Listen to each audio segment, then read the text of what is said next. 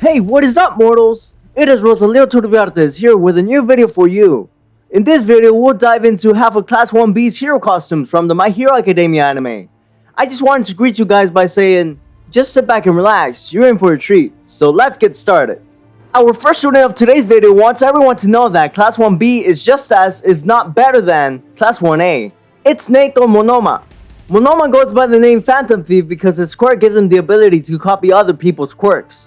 Through physical touch, he can duplicate and use another person's quirk. He can hold up to 4 quirks at a time, and can maintain these quirks for up to 10 minutes. He cannot use these quirks simultaneously, only one at a time, and he cannot copy mutant or accumulation type quirks. Since Monoma can only hold his copy quirks for 10 minutes, he has 3 stopwatches in his belt that he can use to record the amount of time he has left before his time limit is up. Monoma's limit for holding quirks is 4, so him having 3 stopwatches is to trick his opponents into not knowing his true limit. His costume itself is a black tuxedo with 2 long tails at the end. His shirt's collar is upturned with a blue and black dotted tie, along with a white belt that holds his stopwatches. Monoma explained that his hero costume is a suit that he can blend into the background as a regular citizen. This is because he sees himself as a side character due to the nature of his quirk. This is why he's so antagonistic towards Class A. He wants to show that his class is just as great as them, but comes off as too aggressive as his insecurities about his quirk get involved.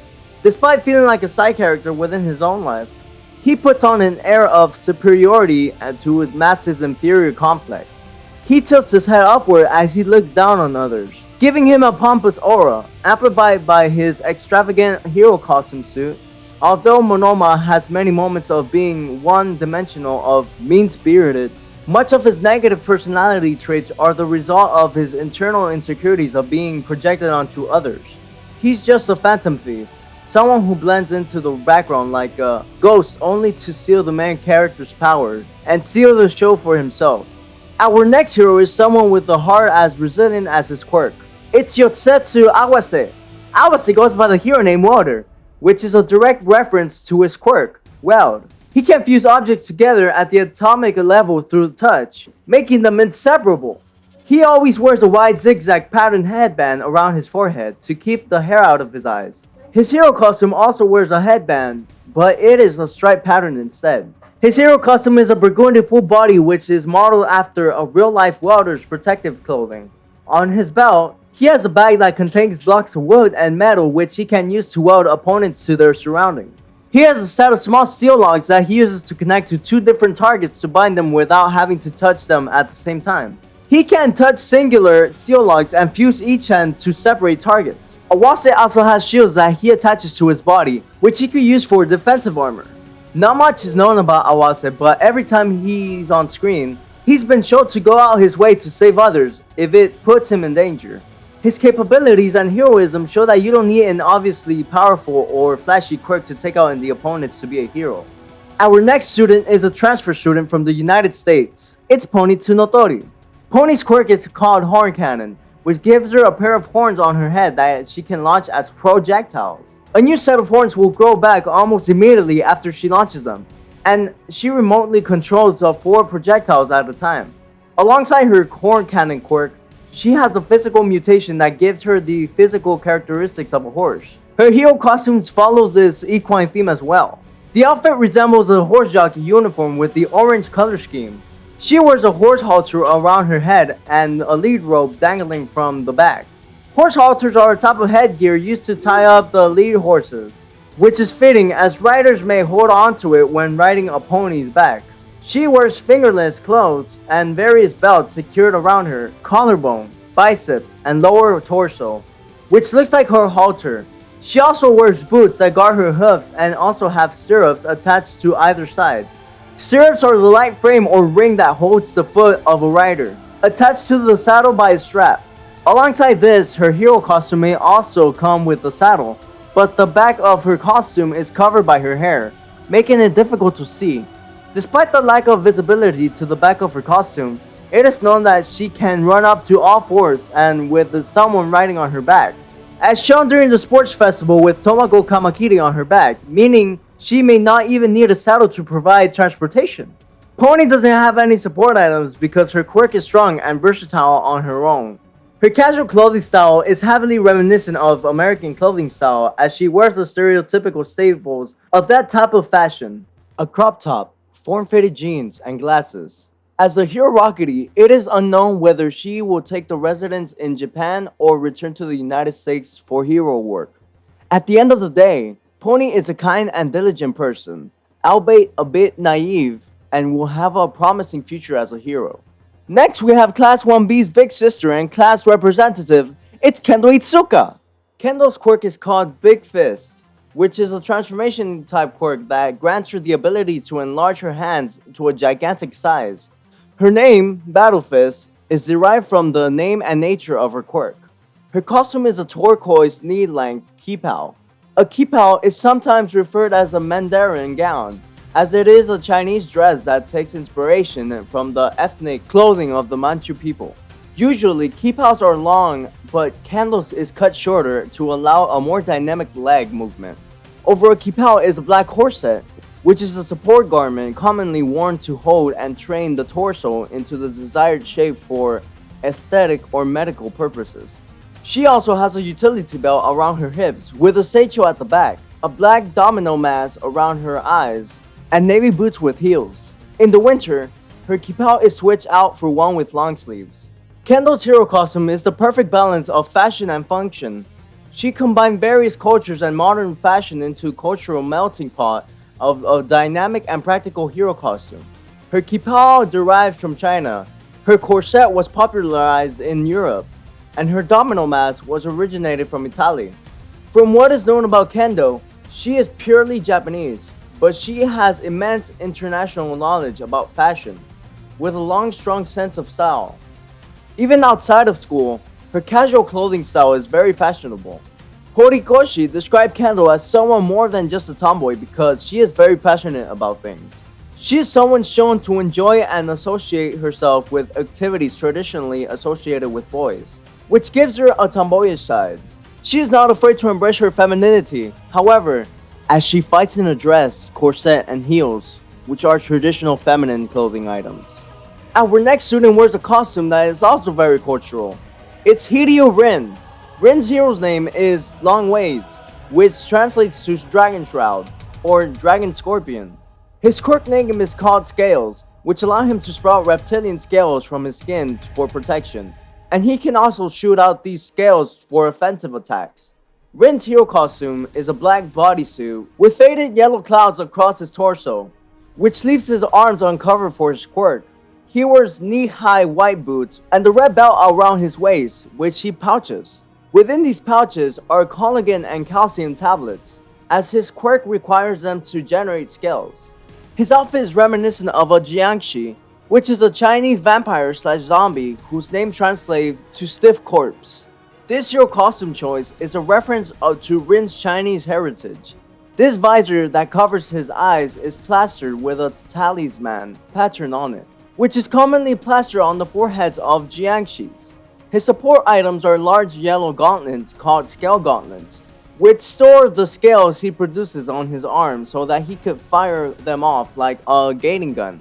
On the side of his boots, there are support items that can store and shoot out his scales like his gating gauntlets. His hero costume overall is culturally based and practical for his quirk.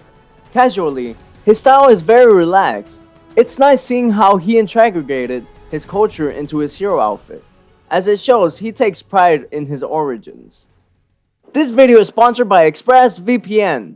ExpressVPN allows you to change your IP address, making it harder to track and securing your privacy.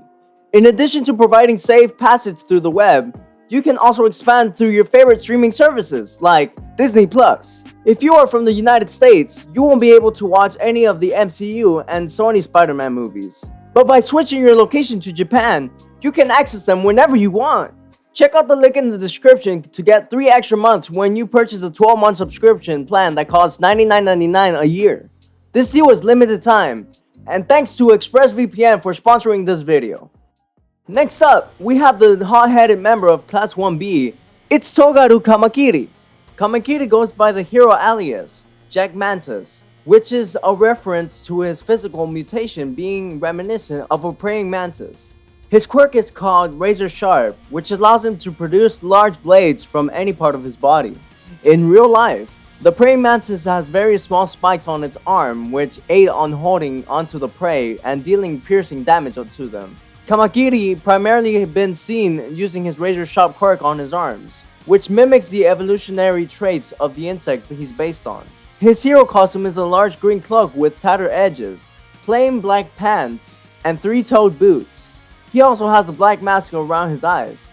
The style of his hero costume is purposefully a dark color scheme and tone which gives him a dangerous aura. He is hot-blooded and aggressive with a love for fighting, which is reflected in his costume and casual clothing style. Casually, he wears a ripped jeans which follow his tough aesthetic with generally dark clothing underneath the knee-length coat. Besides his hero costume, he does not have any support items. His blades have been shown to cut through steel and resist explosions. He may not need any extra assistance. Our next student is Senkai Bada. Senkai Bada is one of the more minor characters in Class 1B, with not much known about him. His hero name is Spiral and his quirk is Gyrate, which allows him to rotate any part of his body at high speeds like a drill. His hero costume is a black shirt with various drill patterns at his neck, waist, and wrist. He also has this drill pattern on his pant legs. Over his shirt, he wears a white trench coat. His support items are drill gloves, which have spiral patterns at the tip of his fingers. They have a sharpened edge which increases Sen's offensive powers as it adds piercing damage to its already physically powerful punches. He also has 2 punches on both sides of his legs with unknown context. Our next student is someone who dwells in the abyss. It's Shihai Kuroiro. As the scheming hero Vanta Black, Shihai can merge his body into anything dark color with his quirk, Black. When merged into the darkness, he can also move the objects he possesses, as seen when he took control of Tokoyami's Dark Shadow. His hero name is based on the real-life substance called Vanta Black, which is known to absorb more than 99.9% of light. This property of Vanta Black makes it one of the darkest substances in the world, which makes sense as to why Shihai would name himself after it. His quirk caused a mutation in his physiology, giving him pitch black skin. His hero costume jumpsuit is pitch black as well, except for his light shoes and wristbands. Shihai is often seen as Tokoyami's counterpart, as they both have various similarities with one another. They both enjoy dark concepts, have dark-based quirks, and view themselves in a more negative light due to the nature of their quirks and mutation. Shihai takes advantage of his quirk, as most of his attacks are ambush-based. He embraces the fact that he is a schemer, and Horikoshi states that he is enlightened and open to the truth. His casual clothing is similar to his hero costume, as he wears colors within the grayscale, mostly just black and white. His hero costume may be purely black to aid in his possession ability, but it is unknown if the colors he wears interfere with his merging. Our next student is Class 1B's Vice President. It's Niragenki Shota. Shota's quirk requires quick and strategic thinking. His quirk, Twin Impact, grants him the ability to strike a target and then remotely make it to the point of contact experience a second impact, 7 times stronger than the initial blow. Due to the tactical nature of his quirk, his hero name is Minds, as he could stay back and then detonate powerful second impacts to catch enemies off guard, like landmines. His hero costume is a black suit with white lines that create a shape of muscles. His pants are plain black, and he has knee-high white boots. He has a blue tinted scouter half visor over his left eye, which is connected to the radar on the back of one of his gloved hands.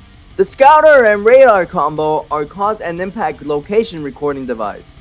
These devices allow him to keep track of the places where he landed a blow, allowing him to activate his quirk at the most ideal times. Casually, Shota wears regular clothing and isn't very connected to the style of his hero costume.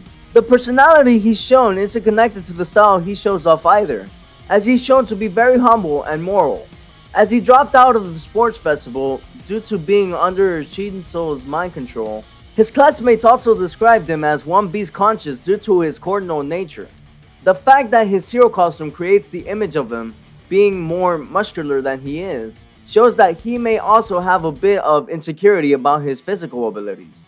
Our last student of today's video is Yui Kodai. Kodai's quirk is called Size, which allows her to alter the size of any non-living object she touches. With this quirk, she goes by the hero name Rule, as her quirk has to deal with measurements like a ruler. Her costume is a red and white bodysuit with a white shirt integrated into it. She has a plain vambrace, which are a piece of medieval armor designed to protect the forearm. Kodai also wears a hat that has the front of a baseball cap. At the back of the hat, there is a metal attachment that looks like a fin. She has a belt around her waist that snaps around her shoulders with a small pouches attached. Within the pouch are various nuts, bolts, and metal pieces which she alters the size of with her quirk. A fun fact about Kodai is that her concept was derived from Uraraka's prototype appearance. In this sketch by Horikoshi, you can see her early design concept including Uraraka and Mount Lady. That is all for Class 1B's quirks. We'll get into the rest of our Class 1B students in another video. Please leave a comment letting us know whose costume is your favorite. Thank you all for indulging yourselves in all of this information. Thus far, I really hope you enjoyed it. Now there are a few things I'd like to go over before the video ends. Firstly, if you're in the mood of some great storytelling, We the Celestials have got you covered. Our We the Celestials, My Hero Academia, and Naruto What If channels retell the story of their namesake anime with a twist. Check it out if you're interested. Secondly, on behalf of We the Celestials, I'd like to thank everyone involved in the production of today's awesome content. Their details can be found in the description below. Lastly, if you're interested in what we do here at We the Celestials, then I'd like to extend an invitation to join our team. The only caveat being that we only accept members from 60 and up to join our crew. You can sign up for whichever category fulfills your interest by joining the recruitment Discord using the link in the description below. We're always looking forward for members to join us. Well, that's it from us from today's video. So thank you for watching and have a great day.